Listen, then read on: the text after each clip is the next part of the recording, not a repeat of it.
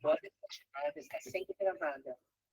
Olá, gente, boa noite. Então, nós estamos aqui na nossa segunda parte da aula, dei só uns enfoques na primeira parte, e nós vamos falar um pouquinho de um panorama aqui sobre o que nós vimos na última aula e o que nós vamos aprofundar na aula de hoje, inclusive fazer aqui os nossos exercícios, tá bom? Primeira coisa, eu quero que vocês me acompanhem aqui num raciocínio que vai fazer a gente voltar um pouco sobre aquilo que nós vimos na primeira aula, avançar um pouquinho e fazer relações entre conteúdos de conhecimentos pedagógicos. Essa é a ideia, tá?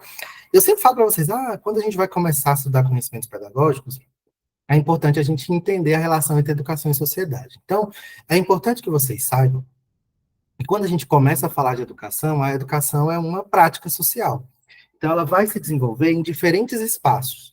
Aí, tanto é que a LDB vai colocar assim, educação é um processo que se desenvolve na vida familiar, ela se desenvolve nos movimentos sociais, na prática, em diferentes práticas sociais. Então, quando a gente fala de educação, ela não está restrita à escola. Porém, a gente precisa sempre entender que a educação, a forma como a gente vai conceber essa socialização de indivíduos em uma determinada sociedade, ela nunca será neutra, ela sempre terá determinadas intencionalidades. A gente percebendo essas intencionalidades ou não. Então, na nossa primeira aula, eu trouxe para vocês que, quando a gente pensa na educação institucionalizada, que é a educação formal, a gente precisa entender essa educação dentro de uma sociedade em constantes processos de mudança. Ou seja, ela está situada num jogo de forças que vai expressar qual sociedade eu quero, qual indivíduo eu quero formar e de que maneira eu vou formar esse indivíduo, que inclusive que ele precisa conhecer ou aprender. Inclusive, vocês devem estar aí agora pensando, nossa, eu vi o autor lá de currículo falando sobre isso. Exatamente. Por quê? Quando a gente fala de lidar com conhecimento, historicamente a gente pode entender que esse conhecimento foi sendo propagado em diferentes culturas, de diferentes formas, mas sem muitas vezes que a gente precisa considerar, a gente precisa, na verdade, né, as classes sociais, ou seja, nem todo mundo teve acesso à educação, à melhor educação que diz respeito ao conhecimento. Ponto. Então, um ponto importante que eu quero que vocês saiam dessa aula de hoje sabendo, que é básico, é que a educação ela é uma prática social. Combinado? E sendo uma prática social, ela vai contribuir com a formação, de alguma maneira, com a constituição de uma determinada sociedade. Quando a gente fala dessa relação entre educação e sociedade, eu sempre pontuo para vocês que dois autores são essenciais, Durkheim e o Karl Marx. São dois autores do campo da sociologia e que, de alguma maneira, vão trazer contribuições para a gente entender muitos processos dessa relação entre educação e sociedade. Quando a gente fala do Durkheim, eu sempre falo para vocês que ele vai influenciar uma forma de se conceber a educação que a gente chama de liberal. Eu vou explicar isso aqui para vocês. E o Karl Marx, que vai ajudar a gente a entender uma compreensão sobre dessa relação entre educação e sociedade, que é uma concepção progressista. Pronto. Quero começar por aqui. Isso aqui muita gente, inclusive, já sabe, né? Mas um ponto importante é que educação e sociedade é algo indissociável. Não se separa educação de sociedade, nem sociedade de educação. Por quê? As pessoas que vão atuar na sociedade, elas serão formadas aprendendo determinados princípios, valores, regras, normas, conhecimentos acumulados no decorrer de diferentes gerações. A gente pode dizer que elas aprendem ou não, porque esse aprender também vai depender de uma série de outros elementos. Então, dentro do contexto que nós vivemos, isso aqui acaba sendo uma revisão da nossa aula passada, é importante que nós entendamos que essa relação envolve diferentes contradições. Professor, eu quero muito que vocês consigam entender comigo palavras, né? Quando você fala contradições, você está falando de quê? Quando eu falo de contradições, gente, eu estou reconhecendo que nessa relação entre educação e sociedade existe um jogo de força. Existem diferentes interesses sobre qual seria a função dessa educação, dessa escola, inclusive, na relação com a sociedade. Então, nada, como eu sempre brinco com vocês, neutro nem sabonete de bebê. Por quê? Porque o tempo todo nós estaremos lidando com intencionalidades ou finalidades educativas. O Libani fala disso de maneira magistral, tá? Dentro dessas contradições, a gente precisa situar a educação em uma sociedade, que é essa de cima, em constante mudança.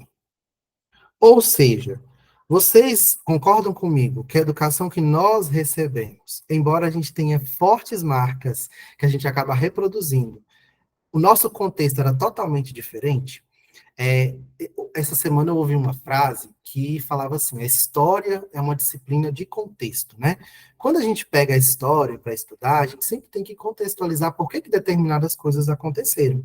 E até mesmo quando a gente para pensar sobre educação, a gente começa a entender que nem sempre a educação ela foi voltada de fato pensando no interesse do indivíduo, mas pensando nesse interesse de construção de uma determinada sociedade.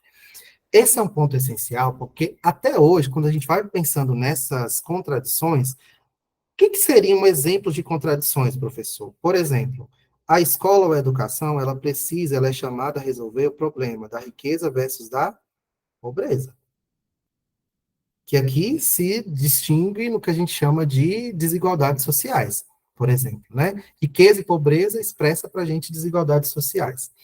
A maneira como a gente vai organizar os processos educativos está constantemente em disputa. Então, vocês vão ver, por exemplo, diferentes instituições privadas tentando espaço ali, tentando recurso financeiro para adentrar, por exemplo, em escolas públicas. Esse é um problema que a gente é colocado para se posicionar o tempo todo, dentro das intencionalidades educativas. Então, a educação, dentro dessas contradições, ela também envolve uma questão chamada de financiamento.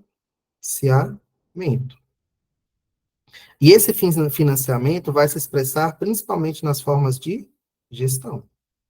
É uma gestão pública, é uma gestão empresarial, então, a educação está o tempo todo dentro desse processo de disputa. Isso é um ponto importante. Entre essas contradições, a educação também é chamada para resolver diferentes problemas, como, por exemplo, a questão do fracasso escolar. Isso é um problema? É um problema que coloca a gente em contradições. Por que contradições? Vocês conseguem apontar, o problema, a culpa do fracasso escolar é dos professores. A culpa do fracasso escolar é da sociedade. A culpa do fracasso escolar é de quem? É muito difícil a gente estabelecer uma resposta sem pensar numa série de mediações que provocam o fracasso escolar, que não pode se descolar da sociedade que está posta. Ponto. Então, aqui são contradições. Estou colocando o exemplo para vocês, porque isso foi colocado na aula passada. Tá, professor. E o que isso tem a ver comigo? Tudo. Porque são essas contradições que vão exigir para vocês, de vocês e de nós, ações em sala de aula.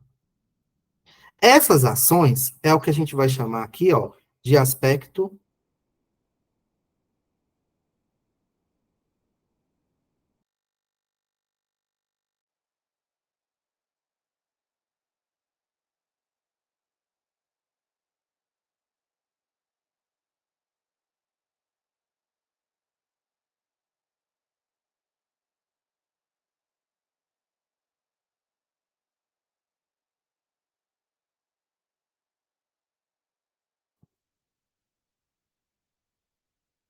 Oi, hoje. gente. Não Não acredito, acredito. não, que a minha internet tá assim, não. Caiu, Caiu, mas mas voltei, né? Oh, meu Deus do céu. Vocês vocês me acompanham. acompanharam até onde aí? Caiu, Caiu, mas mas voltei. voltei. Me acompanharam Acompanharam até até onde? onde? Voltou. Voltou. Destravou Destravou aí, aí, né? né? Vou Vou continuar. continuar, tá bom? Destravou? Destravou? Tá dando microfone. Opa, Opa, deixa eu deixa eu Tem tirar tirar dois aqui. aqui, áudios porque se tá ligados dando aí. um eco é porque é por conta daqui, ó. Tá com dois microfones ligados, amigo. Ah, pronto. Então Ou vocês seja, já conseguiram. me ouvir, né? Perfeito. Já não está Então, dando eco mais. são ações em sala de Então, aula, perfeito. tá? São Então ações isso em sala de envolve pra aula, gente tá? um Então, isso aspecto envolve para a gente político. Tem que um desligar, o aspecto professor tá Estão ligado me os dois ouvindo? fones. tá? Teu Estão me microfone. ouvindo? Microfone. Microfone? É microfonia. É aqui, peraí que eu vou resolver. Pronto, resolveu? Não, Ah, porque meu áudio estava ligado do tablet. Agora tá. Agora resolveu, né? Ai, Senhor. A internet hoje não está colaborando comigo.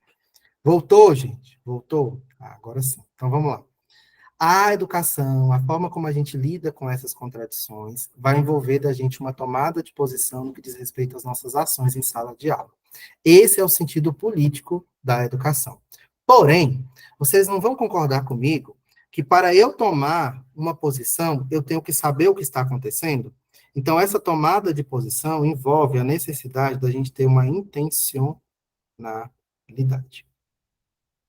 Intencionalidade significa que eu preciso saber quem eu estou formando, como eu estou formando e para qual sociedade eu estou formando. Como esse indivíduo aprende, como eu vou executar ali diferentes ações para garantir essa aprendizagem. Então, essa tomada de posição que exige essa intencionalidade é o que vai chamar a atenção para a gente para pensar diferentes elementos que precisam compor a nossa formação de professores. Então, ó, responde aqui comigo. Coloca professora, vocês são a maioria. Responde aqui comigo. Vocês não acham que ser professor e professor não é algo simples, mas sim algo complexo? O que que isso significa? Significa que para que eu consiga estabelecer todas essas intencionalidades, eu tenho que ter conhecimento desse sentido político da educação, que é a relação entre educação e sociedade. Eu preciso entender como a educação foi se constituindo ao longo da história, que são as tendências pedagógicas. Eu preciso entender como esse indivíduo aprende ou aprendeu e quais são as perspectivas de aprendizado desse indivíduo que vão se manifestar nas bases psicológicas. Eu preciso entender também quais são os conteúdos, os conhecimentos necessários para esse indivíduo estabelecer essas relações que a gente vai chamar de currículo. Não só conteúdos, mas experiências, uma série de... o percurso ali que a gente vai trilhar para que esse indivíduo consiga aprender. Combinado? Ou seja, que é o currículo. Então, existem diferentes perspectivas para o currículo.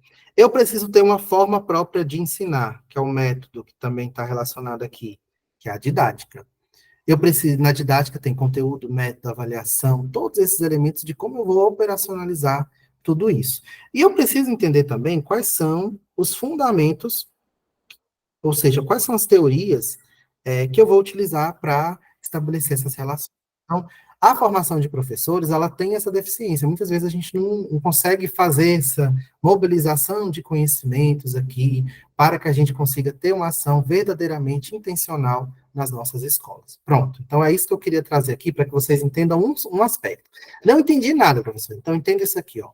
A educação, ela envolve um território em disputa sobre um tipo de sociedade que eu quero construir ou conservar, ou sobre um indivíduo que eu quero formar para que ele tenha elementos, instrumentos para construir outro projeto de sociedade. Isso é a relação entre educação e sociedade. Combinado? E é aí que nós vamos lançar a mão de tendências pedagógicas, bases psicológicas, currículo, didática e fundamentos que diz respeito aos nossos autores, né? Então, lá na nossa aula passada, nós vimos exatamente esses pontos aqui, mas de uma outra maneira. Nós vimos a relação entre educação e pedagogia, nós vimos, eu estou aqui com eles para revisar, a sociedade em constante disputa, isso vai colocar para a gente, para questionar o tempo todo nossos interesses, nossa maneira de compreender o mundo, enfim, e as nossas próprias ações, e as contradições que a gente tem que dar conta delas no decorrer aí do nosso processo educativo, mesmo que nem sempre a gente tenha os elementos corretos para fazer isso. Isso também envolve um projeto de educação. Combinado?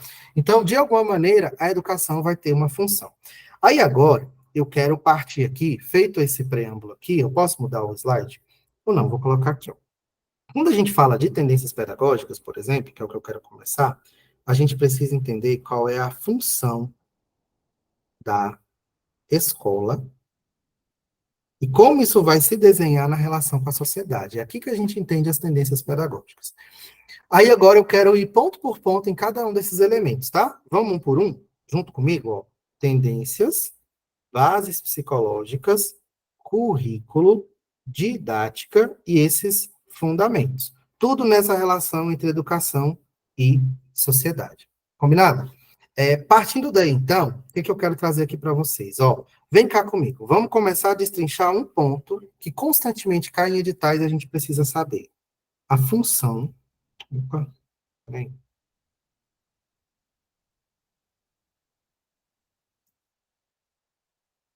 Sai daqui, moço.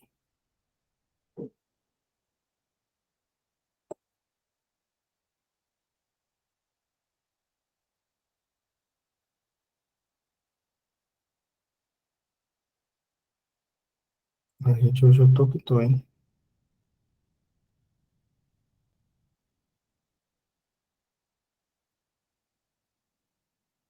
Tá, vou trazer para cá, porque eu tô que tô hoje.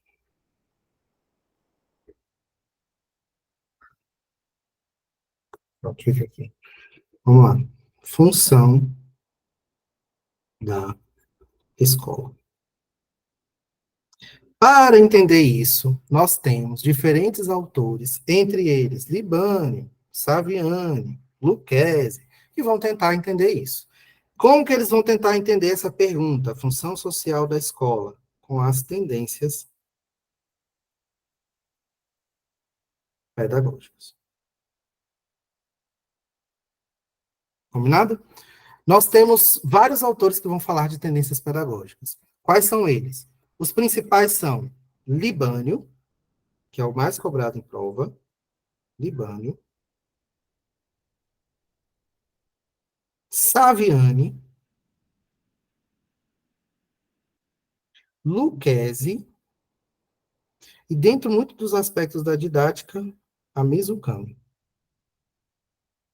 Combinado? São esses autores que vão sistematizar o que a gente chama de tendências pedagógicas. Professor, eu nunca entendi, não consigo entender o que são tendências pedagógicas. Tendências pedagógicas significa uma sistematização, geralmente desses autores, que vão tentar entender diferentes aspectos daquilo que a gente viu na nossa primeira aula, sobre qual é a função da educação na relação com a sociedade. Para isso, eles vão chegar a palavras que sintetizam aquilo que eles querem dizer, ou seja, a defesa que eles querem fazer.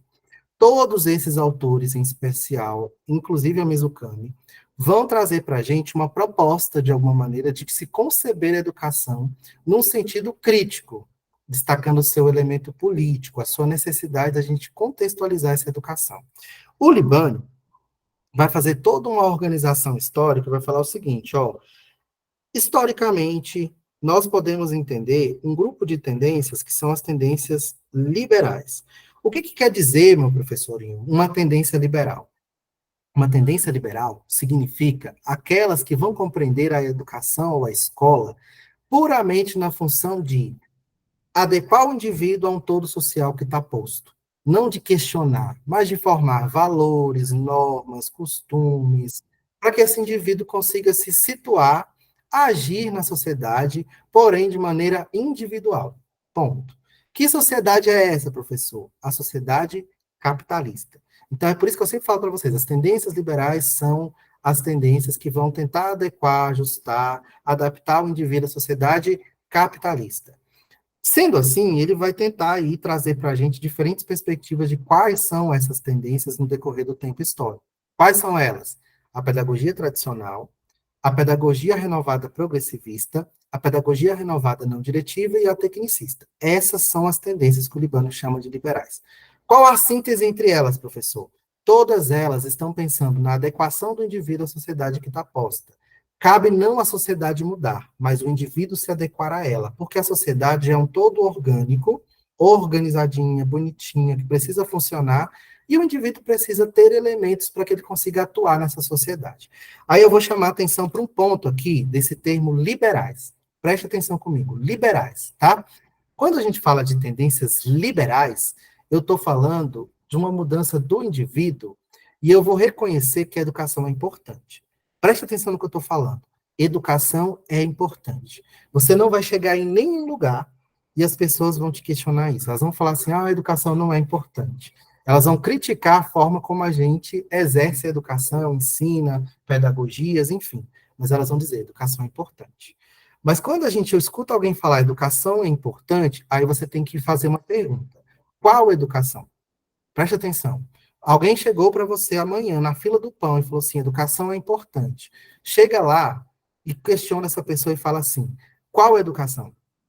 Porque não existe só um tipo, uma maneira de se conceber a educação. E aí que entra uma palavra que sempre vocês confundem, né? Eu vou até anotar aqui, essa pergunta eu recebo direto. Professor, qual é a diferença de teoria para concepção? Existem diferentes concepções. Por exemplo, eu posso entender que a maneira liberal que cabe ao indivíduo se ajustar à sociedade é uma concepção de educação, a concepção liberal de educação. Seja na tradicional, seja na escola nova, seja na tecnicista. Isso é uma concepção de educação. Uma concepção que cabe ao indivíduo se ajustar à sociedade, que a educação vai proporcionar para ele elementos para que ele faça isso. Isso é uma concepção de educação. Aí, muitas vezes, vocês vão perguntar para mim assim, professor, mas isso não é a mesma coisa que teorias? Não.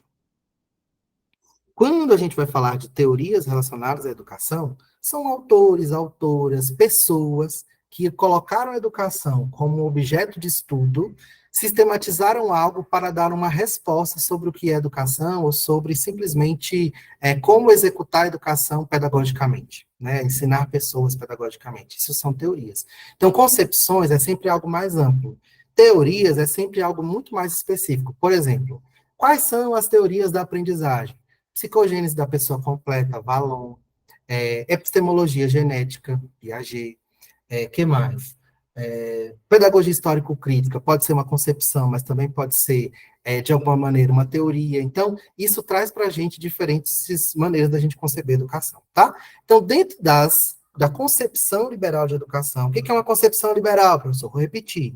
Adequação do indivíduo a uma sociedade. Eu não mudo a sociedade, eu mudo o indivíduo. Quem vai me ajudar a mudar esse indivíduo?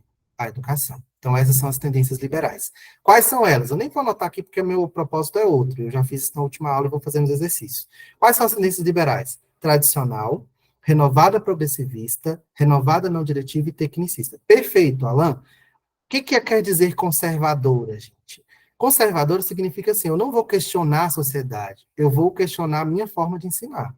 Mas eu não vou questionar a sociedade. Eu vou falar assim, ó, eu estou proporcionando para esse indivíduo uma educação.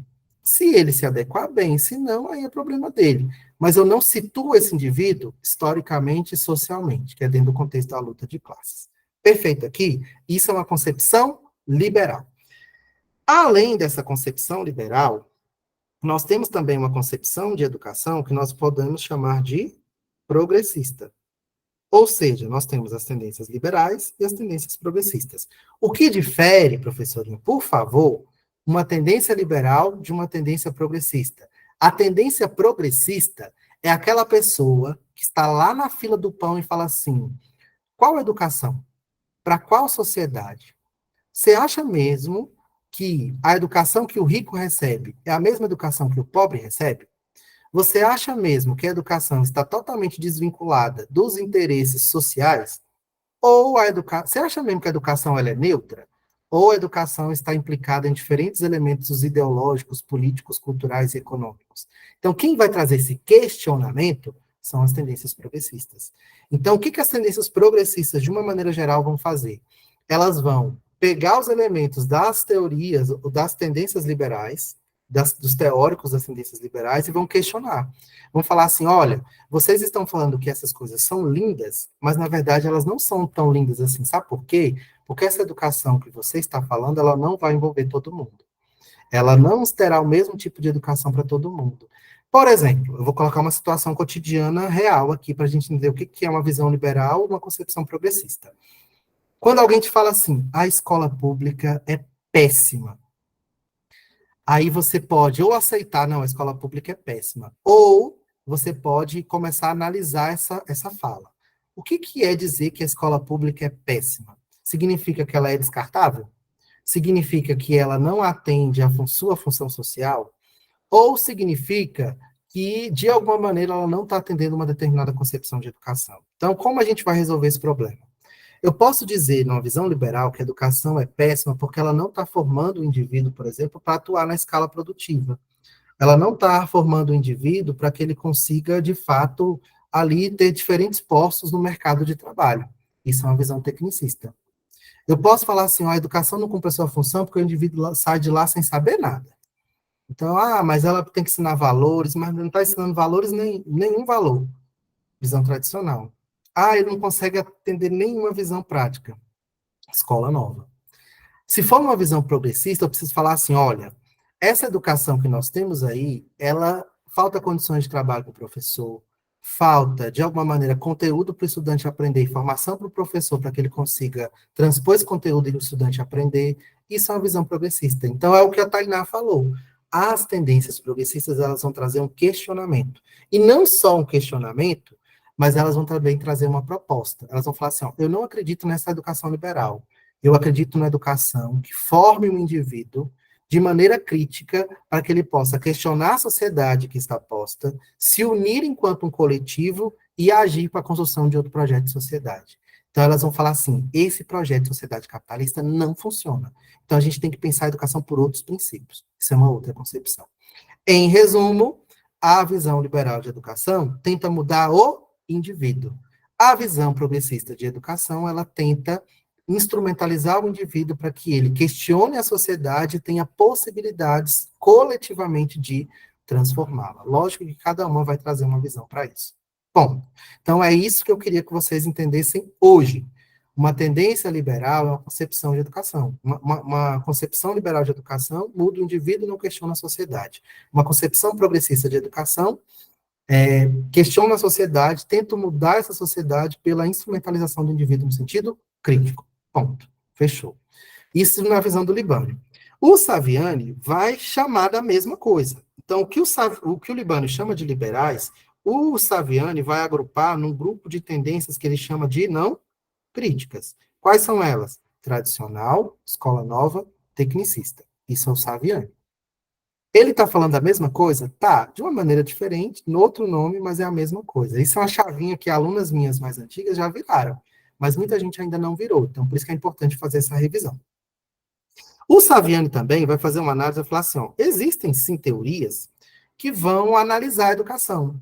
São teorias da educação, mas elas não são pedagogias, elas não vão se converter numa concepção prática, elas vão simplesmente tentar explicar a educação na relação com a sociedade. Qual grupo é esse? Um grupo que o Saviani vai chamar de críticos, porém reprodutivistas. Quem são esses críticos reprodutivistas? São autores que entendem que a única função da educação é reproduzir o status da ideologia dominante. Críticos, porém reprodutivistas. Eles vão trazer para a gente, olha como é diferente concepção de teoria. Uma concepção crítico-reprodutivista é dizer assim, ó, a educação só reproduz o status da ideologia dominante. Uma concepção crítico-reprodutivista vai dizer o seguinte, a educação só reproduz o status da ideologia dominante. Tá vendo? Professor, e como que eu posso englobar uma teoria dentro dessa concepção crítico-reprodutivista? Bourdieu, com a violência simbólica, Bourdieu e Passeron com a violência simbólica, Althusser com o aparelho ideológico do Estado e Baudelot e Stabler com a escola dualista. Ponto. Essas são as teorias dos críticos reprodutivistas que informam a concepção de educação que é a crítica reprodutivista. Entenderam isso, gente? Então, qual o movimento que eu estou fazendo com vocês agora? Eu estou situando as tendências no que é uma concepção, que é algo mais amplo, e quais são as teorias que vão informar uma determinada concepção. Combinado? Então, esses são os críticos reprodutivistas. A Diana disse que amou os críticos reprodutivistas. Vocês devem falar, nossa, mas esse amor, eles são críticos, não fazem nada, eles fazem. Eles fazem uma análise fantástica da educação para entender por que ocorre o fracasso escolar. Lembra que uma das contradições que o Libânio apontou, que a escola tem que dar conta do fracasso escolar? Eles vão tentar explicar isso. Eles falam, a escola não dá conta do fracasso escolar, porque essa escola aí ela é tipicamente capitalista. O estudante da classe mais pobre, e a escola é pensada para que ele de fato fracasse, não para que ele ascenda socialmente no sentido sólido de apreensão de conteúdos. É isso que esses autores vão falar. Eles vão aparecer para vocês no nosso livro lá de teorias do currículo, tá? Que são os teóricos da reprodução social. Eles vão falar que a educação só reproduz. Porém, eu tenho que superar isso. Qual é a visão que o Saviani tenta assim, ó, então se eu estou criticando, eu preciso então formular algo que seja a síntese disso que eu estou criticando. O que é esse algo? Aí ele formula uma teoria. O nome dessa teoria é pedagogia histórico-crítica. que nós vamos ver com todos os detalhes, né? E eu sempre falo assim, ó, ruim com ela, pior sem ela. Então, sabendo, vai falar assim, a escola reproduz, o status da ideologia dominante, reproduz, porque eu não tenho uma visão ingênua de escola, eu sei que realmente isso acontece. Porém, sem a escola eu nada consigo fazer. Então, ele traz uma proposição no que diz respeito a essa visão de escola. Aí a Alessandra já até se antecipou, né? O Lucchesi vai numa visão filosófica. O que é essa visão filosófica? Fala assim, olha, é o seguinte, eu posso analisar o sentido da educação, que é o sentido filosófico, mas também política, né? O sentido político, que é uma tomada de posição. E eu vou resumir isso aqui em 3 palavras. A educação, ela pode sim ter um caráter de reprodução? Pode. Pode ter um caráter de redenção? Pode. Pode ter um caráter ali de transformação? Pode. E eu vou sintetizar isso. Então, ele vai trazer 3 grandes concepções para entender essa relação entre educação e sociedade. Quais são elas? A escola redentora, a escola reprodutora e a escola transformadora. Inclusive, nos exercícios de vocês veio isso, né? Quando eu comecei a despontar aí para o povo me conhecer, de alguma maneira, né? Essas tendências, o povo tinha um medo do Lucchesi tremendo. Aí eu simplifiquei, falei, gente, a visão redentora são as tendências. Ó, vou até fazer correspondências, tá? Essa é uma visão otimista, ingênua. Essa é uma visão pessimista, isso vem em prova, tá? Imobilizadora. E essa aqui é uma visão crítica. Ou seja, cada uma delas vai expressar uma maneira de entender a função da educação na relação com a sociedade. Essa visão redentora, professor, é o mesmo que o Libânio chama de liberais? É. São as tendências liberais. Essa visão redentora é o mesmo que o Saviani chama de não críticas? É. É o que o Saviani chama de não críticas. Então, todas as tendências estão nessa visão aqui, redentora, por exemplo, liberais e não críticas. E essa visão reprodutora, professor? Essa visão reprodutora são o que o Saviani chama de crítico, porém reprodutivistas. É a mesma coisa que a visão reprodutora. E essa visão transformadora? É o que o Libânio chama de tendências progre, pro, ah, progressistas. E é a proposição que o Saviani traz, que é a pedagogia, que é a que eu mais gosto, né? Histórico-crítica. Combinado?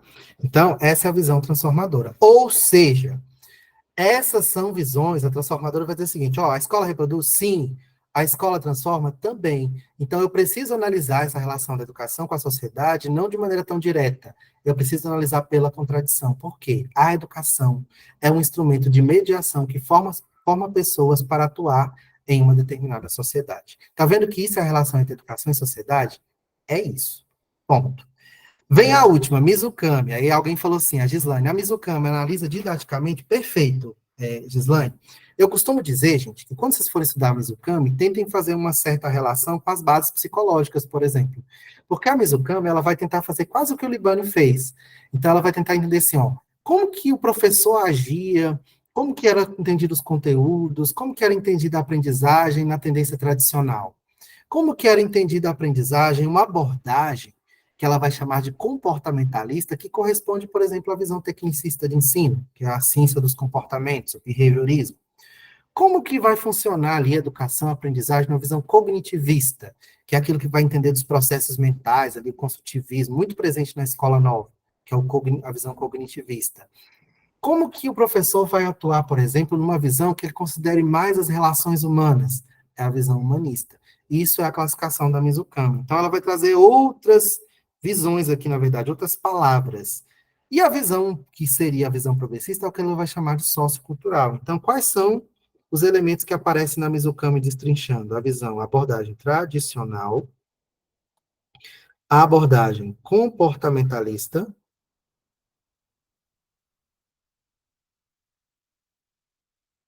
a abordagem cognitivista, a abordagem humanista, e, por fim, o que estaria relacionado a, de alguma maneira, as tendências progressistas, o que ela vai chamar aqui, ó, de abordagem sociocultural.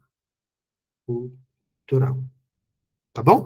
A abordagem sociocultural é a todas aquelas tendências que, de alguma maneira, trazem para a gente um aspecto que situa o indivíduo socialmente. Por isso que traz uma visão crítica sobre a educação. Tá bom?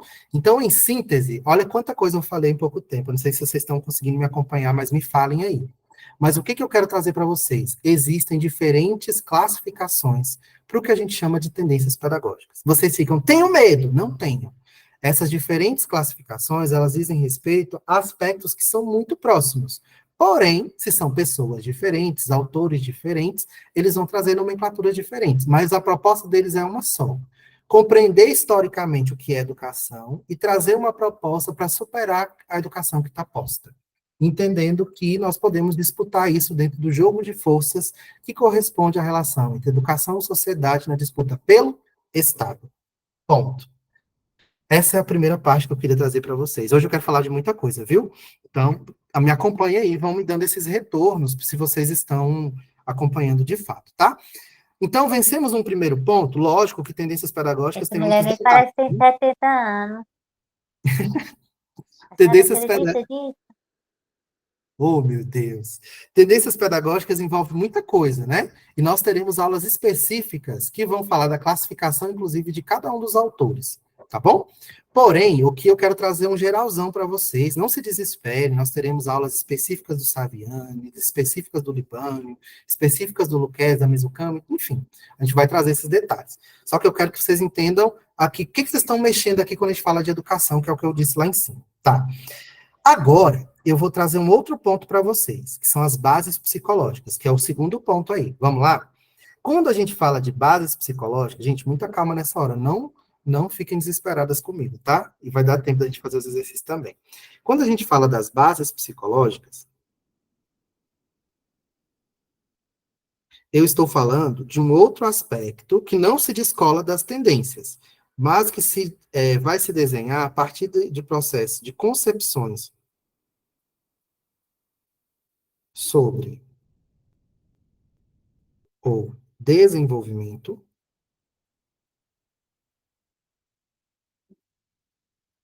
e a aprendizagem. Fechou? Então, são concepções, algo muito mais amplo, né?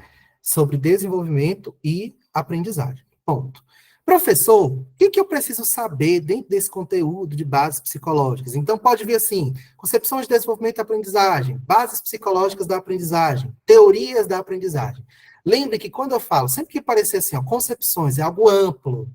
Sempre que falar teorias, é algo que vai informar uma determinada concepção.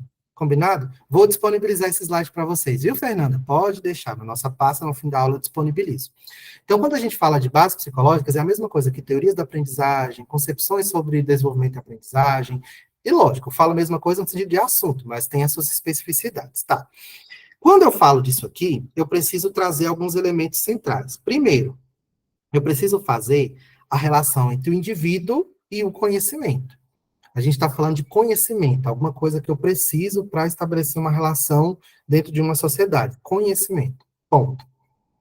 Para isso, eu vou lançar a mão aqui, ó, do que a gente chama de correntes, dentro dessas concepções. Essas correntes vão informar essas concepções. Aí nós temos, aí, de forma breve aqui, nós temos a concepção, a corrente natista, que pode ser uma concepção também, a corrente ambientalista, e a última aqui, que é a interacionista. Então, isso aqui é uma base essencial, nós veremos aqui, talvez, no nosso bloco, vamos ver, né, no bloco de bases psicológicas de forma detalhada. Mas, de antemão, o que vocês precisam saber numa grande revisão para isso aqui? Quando eu falo de uma concepção inatista para a aprendizagem, ou seja, como o indivíduo aprende, se eu vou destacar apenas os aspectos biológicos, então se ele veio biologicamente pronto para aprender, ele vai aprender. Se ele não veio, só na outra encarnação ele aprende, porque o conhecimento está na minha alma, eu só vou relembrar, então só vou considerar o aspecto interno, hereditário, eu estou falando de uma concepção inatista. Que aí vem os ditos populares. Filho de peixe, peixinho pau que nasce torto, morre torto, até a cinza é torta, síndrome de Gabriela, né? Visão inatista. Então eu dou vazão ao seguinte, ó, como o indivíduo conhece? A partir dos seus aspectos do biológico. Então, daquilo que ele vem pronto, daquilo que ele vem apto para aprender dentro de uma vida que ele tem. Pronto, isso é uma concepção inatista. Há uma contraposição em relação a isso, de uma outra corrente, de uma outra concepção, que vai falar assim, ó, não é nascer pronto. Na verdade, eu venho sem nada e eu serei totalmente preenchido pelo meio. Essa concepção que vai falar que eu venho totalmente preenchido pelo meio é a concepção ambientalista. Eu sou uma folha em branco, eu sou uma tábula rasa. Dentro dessa concepção ambientalista, nós temos teorias, né, que vão, de alguma maneira, informar isso, ou outras correntes ou concepções. Quais são elas? O empirismo, que vai falar assim, ó, o conhecimento ele vem da minha experiência com o meio. É o empirismo, está aqui dentro da concepção ambientalista. Depois, gente, eu vou destrinchar tudo isso com vocês sabem disso, né? Estou fazendo só uma grande revisão aqui. Empirismo, e uma contextualização para avançar mais para vocês. E também o que está presente aqui é o behaviorismo. Professor, por que o behaviorismo está presente aqui? Porque o behaviorismo fala assim, ó, como eu entendo que o indivíduo pode aprender? Pelo treinamento, pela modelagem de comportamentos, por aquilo que eu posso ver, por aquilo que eu posso observar, por aquilo que vai me dar um resultado. Isso é o behaviorismo. Está dentro da concepção ambientalista. Porém, há uma terceira concepção que vai tentar um equilíbrio entre esses dois campos, que é um equilíbrio entre o que é biológico, mais o meio, vocês já estão cansados de ver, né? E o que é social na interação com o biológico. Ou seja, essa é a visão interacionista. Existe uma interação recíproca entre indivíduo e meio, entre meio e indivíduo. Lógico que com preponderâncias diferentes, por isso que eu separei. Quando a gente fala de biológico e meio, vocês já sabem, quem é meu aluno e meu aluno há mais tempo, que eu estou falando do Piaget. Porque para o Piaget, primeiro eu desenvolvo e depois eu aprendo. Lembram disso? Revisãozinha, né? Quando eu falo de social e biológico, ontem eu fiz uma aula do Vallon, lá nos pedagógicos. O Vallon não fala que, ó, existe a relação entre organismo e meio e existe os 3 campos funcionais, cognitivo, afetivo e a motricidade. Então, o social e o biológico estão se informando ali, ó, num processo interativo o tempo todo. A aula ontem foi maravilhosa, gente. Depois vejam, ficou muito legal. Mas tem também o Vygotsky, né, nosso querido Vygotsky, que vai dizer para a gente que o indivíduo aprende a partir das suas relações sociais e que quanto mais eu aprendo, inclusive, eu desenvolvo o meu biológico. Então, ele traz um caráter essencial para a aprendizagem. Pronto. Para além de tudo isso, nós temos diferentes teorias da aprendizagem. E essas teorias da aprendizagem vão aparecer a partir da contribuição, porque não são teorias, de diferentes autores, como, por exemplo, Vygotsky, que eu já citei para vocês, Skinner, Carl Rogers. Lógico, cada um vai ter suas especificidades, a gente vai trabalhar, né?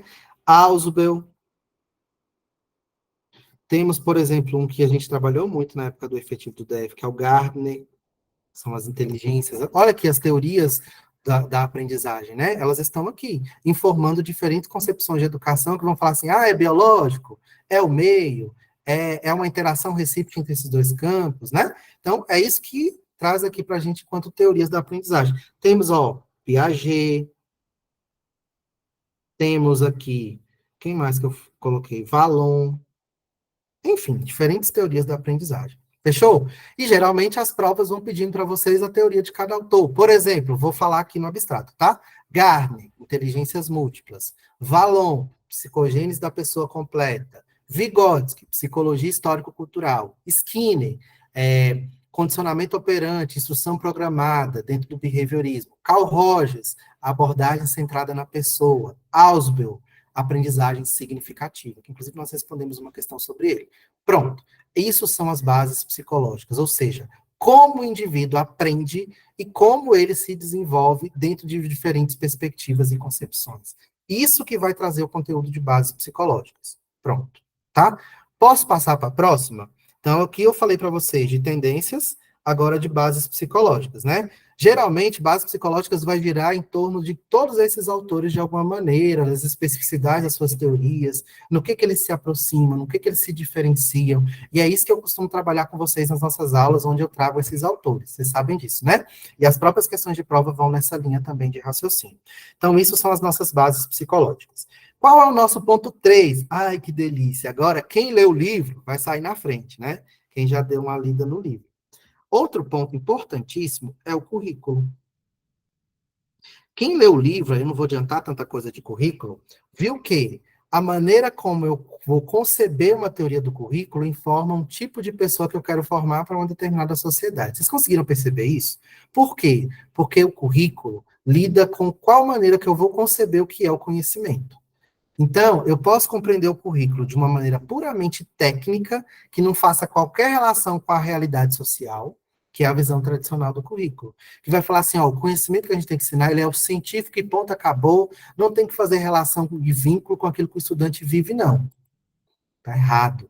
Quem vai dizer que está errado? As teorias críticas e pós-críticas. Então, as teorias do currículo, que é o que a gente vai abarcar bastante amanhã, inclusive, que é o que está no nosso livro, elas têm um contexto histórico, onde elas surgem, o autor que vai trazer o que a gente chama de currículo, por isso que o autor vai falando lá que é preciso saber o que é teoria, se ela explica a realidade, se ela surge de um problema antes, se depois, enfim, ele faz toda uma viagem disso para dizer assim, ó, há um autor que em um momento falou assim, isso aqui é a teoria do currículo, o nome desse autor é Bobbitt, um representante das teorias tradicionais do currículo. Qual a principal característica das teorias tradicionais do currículo? Elas vão assumir para o currículo um caráter técnico, científico e totalmente objetivo. Então, eles vão conceber uma maneira de entender o que é o conhecimento como se a escola fosse uma empresa. Professor, me dá um exemplo aqui da presença das teorias tradicionais na escola hoje, quando você chega lá e você percebe que as pessoas estão te cobrando só resultados. Olha, eu quero resultado.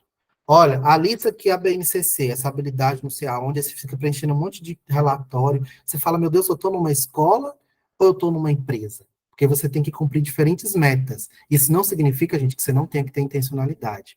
Mas a maneira como a gente entende a visão tradicional do currículo é que você o tempo todo tem que fazer um trabalho puramente operacional, onde você não consegue nem pensar sobre o que você está realizando. Isso são as teorias tradicionais do currículo. Então, elas se dizem neutra.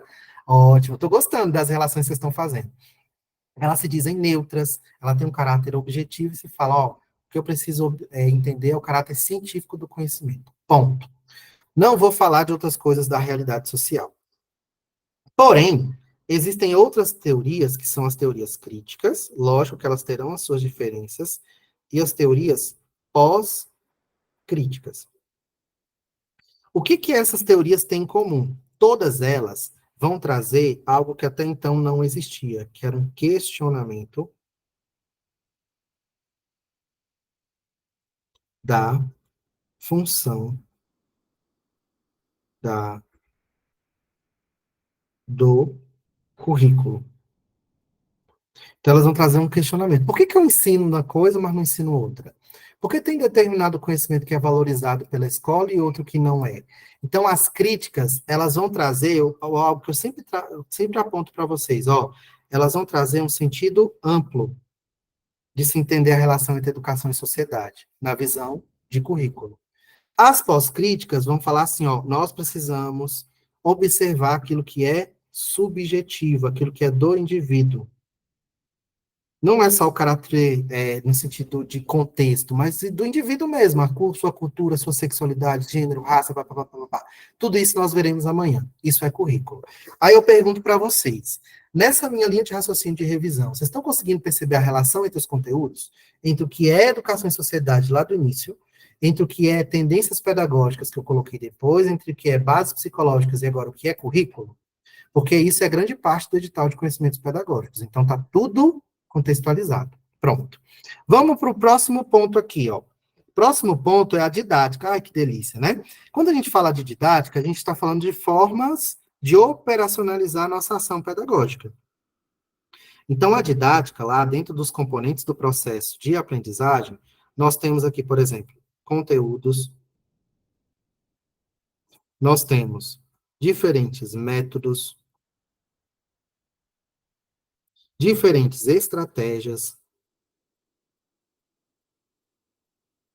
Nós teremos também um ponto essencial aqui, que é a relação professor e aluno. E o ponto que vai guiar praticamente tudo isso, que é a avaliação. Então, a forma que eu concebo, o que que é conteúdo, o que que é método, estratégia ali para conseguir fazer o estudante aprender, como que eu entendo, o aluno pode me fazer pergunta, não pode? Eu posso fazer com vocês um acordo, não posso? Eu sou o maioral aqui, vocês não sabem de nada, eu não tenho nada para aprender? Isso é uma concepção de ensino. Se eu fosse aquele professor autoritário e falasse assim, gente, quem sabe aqui sou eu. Tu fica calado aí, você fica calado, não quero saber o que você pensa. Isso é uma visão tradicional da minha postura enquanto professor. Se eu falo assim, ó, eu falo, você só absorve, mas você não tem o que me acrescentar, não. Isso é uma concepção bancária de educação. Agora, se eu falo assim, ó, eu tenho uma intencionalidade pedagógica. Eu sei o que eu estou fazendo, porque eu sou professor. Mas eu também quero te ouvir, porque a partir daquilo que você fala, eu consigo intervir para que você aprenda melhor comigo nesse sistema de relações. Isso é uma visão histórico-crítica, por exemplo, de didática. Então, a maneira como a gente entende os conteúdos, os métodos, as estratégias, a relação professor-aluno e a avaliação, também não está descolado lá das tendências, das bases psicológicas, do currículo, tá vendo? Isso é a didática. Por quê?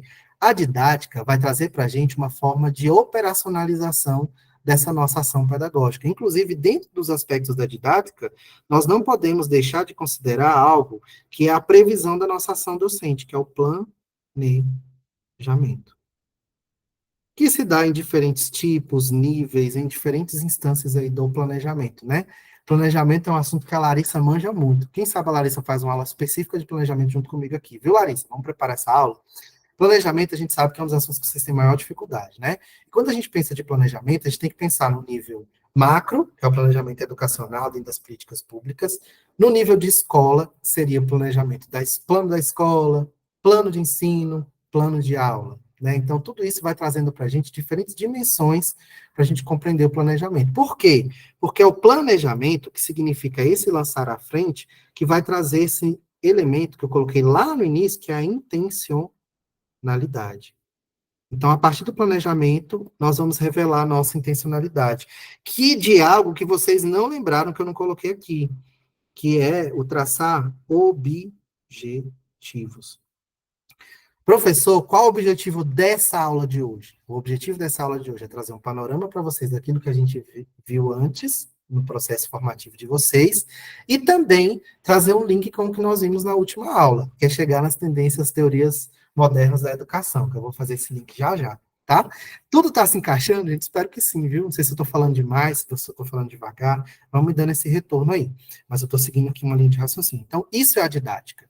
Então, a maneira como eu traço objetivos, quer dizer o quê? Ó, o que eu preciso ter nessa minha aula? Isso é um objetivo. O que eu preciso que vocês saibam? Eu preciso só que vocês decorem? Ou eu preciso, porque se vocês decorarem, vocês vão responder as questões fáceis ali, e tá de boa? Não, eu quero que vocês vão além. O meu objetivo com vocês nesse projeto é fazer com que vocês pensem sobre o que vocês estão fazendo, que vocês respondam qualquer questão de prova sem medo, e fazendo contextualizações, explique para outras pessoas, que vocês não tenham problema de compartilhar tudo que eu puder aqui, do que eu sei, para fazer vocês aprenderem. Por quê? Porque eu sou professor. Então, a visão de didática também vai dizer quem é o professor, né? Qual a nossa função enquanto professor. Ponto. Tá? Então, didática vai trazer todas essas dimensões aqui, de alguma maneira, para a gente. Que é objetivos, que podem ser gerais e específicos, conteúdos, que vão trazer para a gente aquilo que a gente precisa ensinar e como que, de alguma maneira, a gente vai desenhar isso, que tem total relação lá com o currículo, métodos, que é a forma de operacionalizar aquilo que, de alguma maneira, eu planejei, e as estratégias, né, que dizem respeito às minhas ações ali, que de alguma forma eu vou também lançar a mão e utilizar. A relação professor-aluno, que é se eu escuto você, se eu não escuto, e por aí vai, e a avaliação. Como eu sei que está dando certo ou que não está? Por exemplo, eu tracei um planejamento. Qual era o meu planejamento inicial e que deu certo? E que, sabendo de como vocês reagem, eu já consigo traçar isso na minha cabeça. Eu trouxe na aula passada algo pronto, que me permitiu falar de muita coisa em pouco tempo. É a aula 1.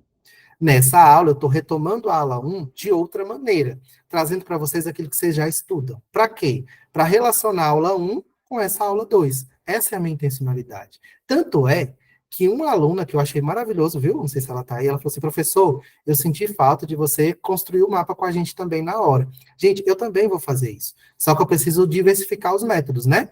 Num dia que eu preciso falar de muita coisa, eu trago o mapa pronto, vou explicando. E no outro dia eu retomo aquilo de uma outra maneira, construindo os mapas com vocês. Pronto, é isso que eu estou fazendo aqui agora, tá? Só para vocês perceberem a intencionalidade da minha aula. Por quê? Porque isso também é didática. Por fim, nós vamos aqui para algo que eu considero, estou colocando até uma outra nomenclatura em relação a outras fases dos projetos, que são os fundamentos. Aí eu quero chamar uma atenção para vocês aqui. A partir do momento que você fala assim, eu sou uma Fernandete, eu sou um Fernandeto, você nunca, jamais, e never vai falar assim. O que esses autores falam não tem nada a ver com a prática. Tem. O que acontece é que nem sempre você consegue perceber a teoria dos autores naquilo que você faz. Agora eu quero fazer até essa explicação bem tranquilamente para vocês. Por que eu afirmo isso? Gente, nós temos uma história da educação. A gente vai ter uma aula sobre história da educação. Nós temos uma história da educação. Esses autores que a gente estuda como clássicos, o que define quando fala assim, esse autor é clássico? É que aquilo que em um determinado momento da história não tinha resposta, ele deu essa resposta e essa resposta continua atual. A gente continua vendo esse autor em diferentes momentos, né? Isso é um clássico, ou seja, ele continua sendo atual mesmo com o tempo histórico. Ponto. Esses autores é que vão trazer fundamentos para a gente entender o que é educação. Então, eles vão tentar responder demandas da sociedade da sua época, e essas demandas, pela sociedade que ainda não está superada por ser capitalista, elas ainda são demandas da nossa época. Lógico que com as suas atualizações. Aí é que eu quero trazer para vocês o nosso pulo do gato de hoje, que é a relação geral ali com o tema novo da aula passada. Esses fundamentos, eles podem ser entendidos aqui, ó, como que é o que eu disse para vocês, são as teorias modernas da educação. Fechou? Que é o que eu disse para vocês na aula passada. São as teorias modernas da educação. Onde que surgem, principalmente, qual o principal marco aqui dessas teorias modernas da educação? Desenvolvimento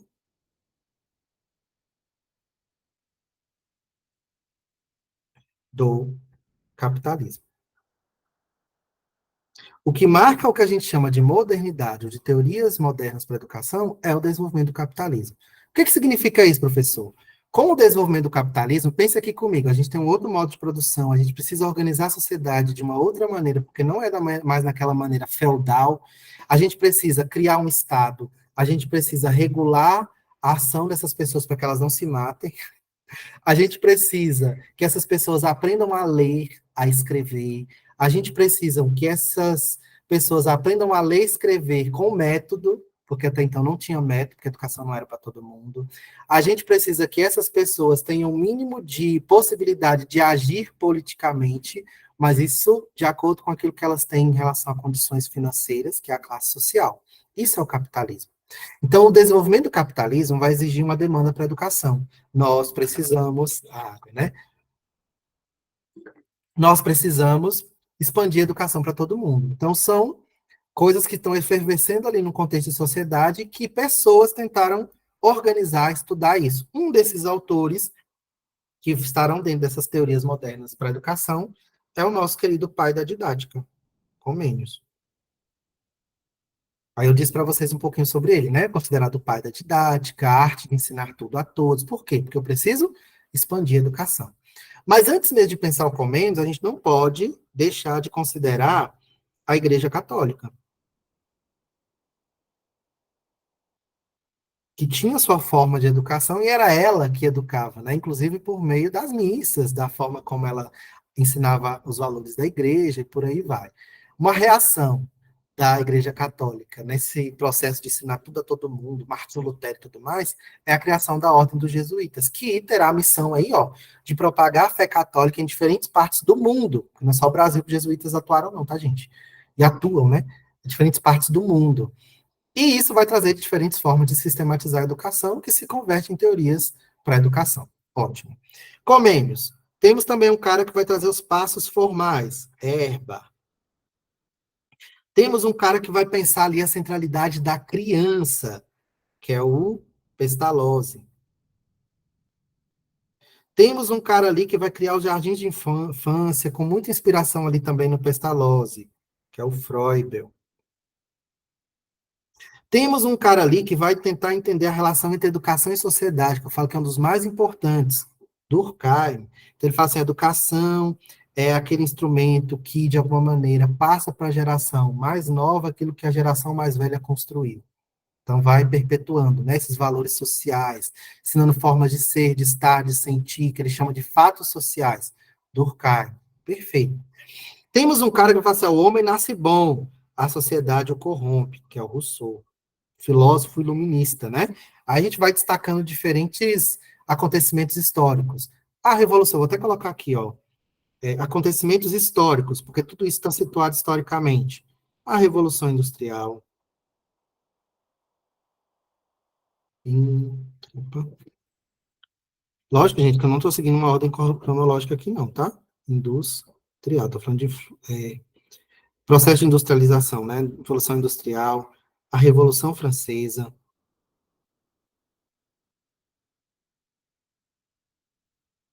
O que mais?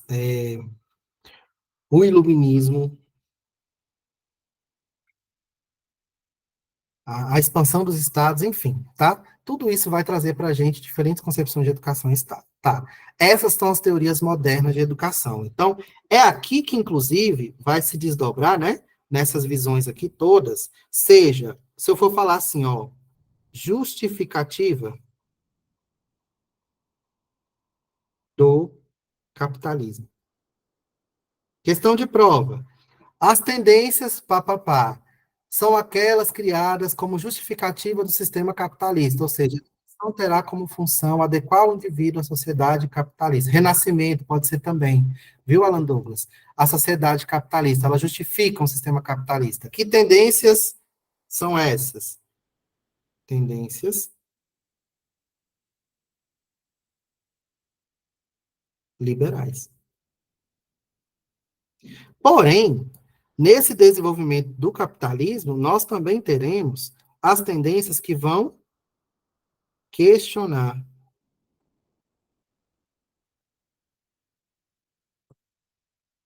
do capitalismo. Quais são as tendências que vão tentar puxar ali o aspecto ali de questionamento desse desenvolvimento do capitalismo, falar, ó, ele causa desigualdade, há classes sociais, há diferentes elementos que a gente precisa observar que não pode ser romântica. São as tendências progressistas. Então, elas também são elementos dessa modernidade, né? E elas são consideradas tendências progressistas. Pronto. Aí, última coisa que eu vou falar hoje, prometo, tá? Por enquanto, nesse ponto aqui, antes da gente fazer os exercícios. Aí, o que eu quero trazer para vocês? Tá. Eu disse para vocês lá em cima, que é o que o Libânio começa lá, o nosso artigo que ele trouxe na última aula, que a educação, ela está, de alguma maneira, num espaço de disputa fora da neutralidade, atendendo interesses de uma sociedade em constante mudança. Então, isso significa o quê? Que esses autores, essas autoras, embora sejam clássicos, há elementos que não correspondem mais à mesma estrutura da sociedade desses autores. Então, isso carece da gente fazer determinadas atualizações. Alguns autores já trazem, de alguma maneira, essas atualizações, né? Outros não. Então, é aí que entra o que o Libânio chama de teorias modernas da educação. Então, ele vai falar assim, ó, embora eu tenha sistematizado tudo aquilo, e eu não abro mão daquilo que eu sistematizei, porque isso ainda está presente, hoje também aparecem outras necessidades, outras formas de organização desses elementos sociais e educativos, que exigem que a gente olhe com determinadas especificidades. Então, por exemplo, não vou anotar aqui, porque vocês estão com o mapa aí e não vai caber aqui. Eu prometo retomar isso aqui em detalhes na sequência do artigo, tá? Tem uma corrente que ele vai chamar, correntes pedagógicas contemporâneas, que ele vai chamar de corrente racional tecnológica. Quando falar da corrente racional tecnológica em prova, vocês vão lembrar muito da maneira de compreender e conceber a educação uma visão tecnicista, porém, num aspecto mais atualizado, tá? Então, é a corrente racional tecnológica. O ensino de excelência, que precisa de resultados, o ensino tecnológico, a tecnologia ali, às vezes, até substitui. ChatGPT. ChatGPT, por exemplo, é um exemplo do que a gente pode entender dentro de uma corrente racional tecnológica, que traz, inclusive, para a gente muitos conflitos éticos se a gente não souber usar da maneira adequada. Ponto. Diferentes elementos como plataformas, grandes plataformas que vocês veem os sistemas de ensino implementando, que priva muitas vezes até o seu próprio processo de planejamento. Isso está dentro da corrente racional tecnológica. Então, é o que o Saviano e o Libânio vão chamar de neotecnicismo. Um tecnicismo remodelado. Então, são tendências que vão sofrendo atualizações. Outro ponto é que, não sei se vocês perceberam, mas hoje, para alfabetização, usa-se muito a neurociência, as ciências cognitivas, formas de entender o pensamento da criança. Tudo isso, quando a gente fala de neurociência, formas cognitivas de entender o pensamento da criança, também é uma corrente que tem sido contemporânea nos dias de hoje, que é o que ele chama de neocognitivistas, que tem a ver com as ciências cognitivas. Professor, me dá exemplo de autores que poderiam caber aqui. O Brunner, o Ausubel, o Gardner, com as inteligências múltiplas. Isso diz respeito às ciências a psicopedagogia tá aqui, só para vocês entenderem, tá vendo? Porque acaba sendo algo, gente, que até um tempo atrás não tinha esse boom todo. E o Libânio vai fazendo essa atualização para que vocês entendam, olha, na educação que eu tenho hoje, nessas demandas de hoje, há essas maneiras contemporâneas de entender essas teorias pedagógicas modernas. Por isso que ele fala assim, elas são ressignificadas. Por quê? Elas são ressignificadas dentro da nossa atualidade. Gente, é por isso que eu sou tão fã do Saviano e do Libânio, porque eles vão trazendo para a gente respostas que a gente pensa que não tem, mas eles se debruçaram para estudar isso e falar assim, fulano, é isso? Metodologias ativas estão presentes nessas teorias pedagógicas modernas, tá? Terceira, sociocríticas. Opa! Para toda cara tem sua coroa, né? Digamos assim. Então, assim como a gente tem essas visões liberais para entender o que está acontecendo na educação, a gente também tem as visões críticas. Então, ele vai citando, por exemplo, a sociologia crítica do currículo, que seria ali dentro das tendências críticas do currículo. Ele cita a teoria histórico-cultural, que mais do que nunca está muito presente, até mesmo nos currículos, que é essa difusão da teoria do Vygotsky, essa necessidade que diferentes pessoas, eu inclusive, tem de estudar o Vygotsky, de atualizar o Vygotsky, de pensar a educação de hoje a partir da psicologia histórico-cultural. Aqui no DEF, por exemplo, a gente tem um currículo que está dentro da linha vygotskiana. É a teoria histórico-cultural. Teoria também entendida como sociocultural, teoria sociocognitiva, teoria da ação comunicativa, que eu acho que é a Nilda Alves, se não me engano, que desenvolve isso. Enfim, visões críticas para entender aqui esses processos de educação dentro dessa contemporaneidade. Ele vai agrupar como visões sociocríticas. Esse neotecnicismo está em qual teoria do currículo? O neotecnicismo continua vinculado àquela visão do currículo tradicional. Viu, Diana? Continua vinculado daquela maneira, da escola que tem que estabelecer resultados, desenvolver competências, habilidades, etc, etc. Há o aspecto das teorias holísticas, e inclusive o Libânio fala assim, ó, vocês viram lá no artigo, né? Tem teorias que elas vão estar tipicamente na academia e outras que vão fazer mais como pedagogia. Então, essas estão mais na academia, que é o holismo, a teoria da complexidade ali de Edgar Morin, a teoria naturalista do conhecimento, conhecimento em rede, ecopedagogia, diferentes maneiras aí que a gente vai concebendo a educação e que vão trazendo para a gente essa nova roupagem, essa ressignificação. E, por último, que é a visão pós-moderna. A visão pós-moderna, eu fiz questão de trazer o livro do Tomás Tadeu, porque ele é um autor pós-moderno. Embora ele traga toda aquela sistematização, vocês vão perceber que ele vai estar o tempo todo defendendo a perspectiva pós-crítica e pós-estruturalista. E a crítica dos pós-modernos, a visão crítica, é que a visão crítica não dava conta da subjetividade. Ela não dá conta daquilo que é meu individual. Então, é um ponto que eu acho muito conflituoso, é bem acadêmico, isso é o que a Itami cobra, por exemplo, né? vocês vão perceber que a visão pós-moderna ela vai substituir teoria por discurso. A Larissa pode falar isso de maneira melhor do que eu, inclusive. Quando a gente fala de discurso, eu converto as ações objetivas para o campo da linguagem. Isso é bem complexo, tá? Mas essa é a visão pós-crítica. Então, eu reduzo a verdade do conhecimento não no sentido histórico da palavra, mas no sentido do sujeito. O que você falou é a verdade, porque eu converto aquilo que é elemento de teoria para o discurso, tá? Professor, iremos ver a divisão daqueles períodos? Vamos sim, na aula de História da Educação, viu?